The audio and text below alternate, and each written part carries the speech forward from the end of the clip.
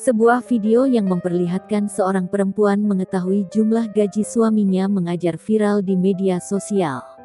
Dalam video tersebut terlihat si perempuan menunjukkan gaji sang suami hanya Rp144.000 dalam satu bulan. Dini membuka amplop gaji milik suaminya yang mengajar bahasa Arab di sebuah sekolah di Kecamatan Bandar Pasir Mandoge, Kabupaten Asahan, Sumatera Utara.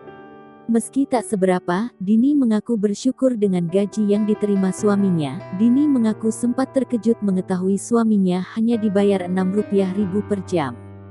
Dini mengatakan, suaminya baru mengajar di sebuah SMP selama 2 bulan.